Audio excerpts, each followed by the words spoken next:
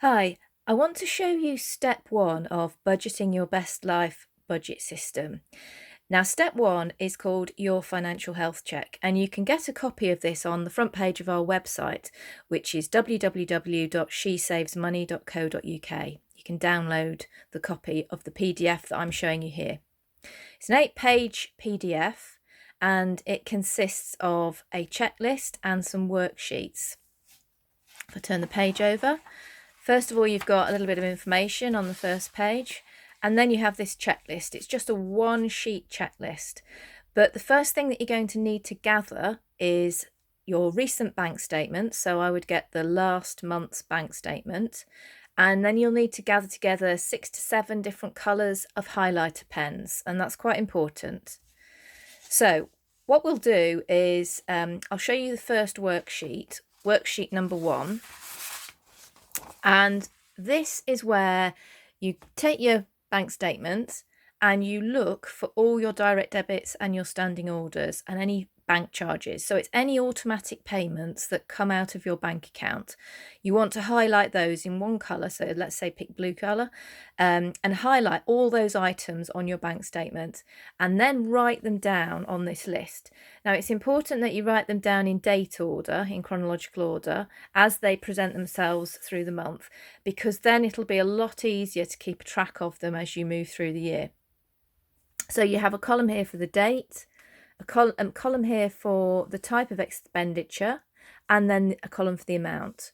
And what you'll find is these are the kind of things that are housing costs, utility costs, telephone costs, insurance, TV license fee, that's usually one of them. So these are the sort of things that you need to have to keep a roof over your head.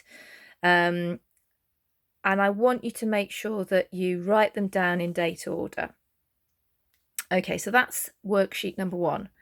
Then we move on to worksheet number 2, and you'll notice I've got lots of pretty colours here.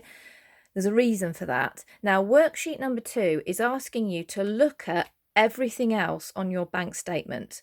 So ignore all the items that you've already highlighted, which is your direct debit standing orders. Ignore those, they're for worksheet 1. You now want to concentrate on everything else that goes out of your bank account. So these will be what I consider to be your living costs.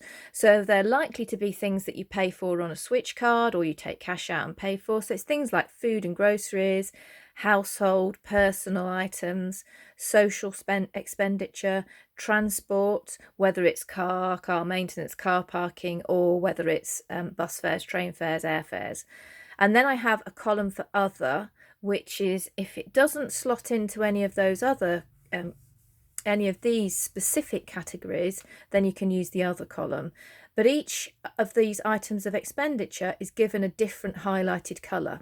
And the reason for that is because I want you to add up all of the individual categories on this form. So I want you to look at all the food and grocery type expenditures that you've highlighted in yellow, and I want you to add it up. And in this case, I've just given it a total of 324. Yours may be more, maybe less. I've done that for each of the individual categories of cost, and I've come to a grand total of £1,596. And those are my what I call living expenses for that specific month, or for the average month, let's say. If you're wondering what I've put into other, I've put things like I've allowed some money for package holidays, I've allowed some money for holiday spending, I've allowed some money for miscellaneous expenditure and for gifts, and it comes to 294. So that's what that figure is broken down into. Now, these figures they've come from the Office of National Statistics as being the average budgeting household costs. They are just an average figure. Yours may be entirely different, but it's just to give you some information to show you how to fill this form in. So worksheet number 2 is your living costs. Okay, so let's have a look at worksheet number 3. And this is where you note your monthly income. Now, there are 4 columns here because everybody's circumstances are different. So if you're a 2-person household and you both work, there's an income 1 and an income 2. So that could be for your individual salaries. There are some other columns. So you might have, you might get interest paid into your bank account. You'd put that there. So this is to show all of the income that comes into your bank account in whatever form that comes in. And there's several lines, but it's purely just for the income for that month, and then you can total it up. So the average income in the UK is apparently 2,500, 2,566. Again, yours may be more, it may be less. Now, let's have a look at worksheet number 4, because this is where I bring the whole thing together. So what you're doing is you're taking the information that you gathered in worksheet number 1, which is your bills, and you're putting that into this document. Now, you can see I've crossed things out, and that's how yours will be. It's a working document. So things can change, or maybe you've added up something wrong. So it doesn't want to be pretty, it's a working document. The next figure we've taken from worksheet number 2, which is what I classified as your living expenses, and the total there goes in as well. So we've got 2 items here. Now what I've done is I've adjusted these figures slightly, because I think that the the rental cost or the mortgage cost was really low. So I've actually adjusted this slightly and increased it because it just didn't look right to me. So adding all those figures together, I'm saying that the grand total of expenditure is more likely to be 2,995. But when I look at the income, and again, I've adjusted the income because the Office for National Statistics seems to say that the average income is 2,566, but after paying council tax, which is a bit weird. So I've added council tax in, so I've actually increased the income amount there to 2,672. So what you'll see is the income I've got here is 2,672, the outgoings are 2,995. So it doesn't take a rocket scientist to work out that we're spending more than we're earning by £323. So that's my starting point, and it's what I call the magic number.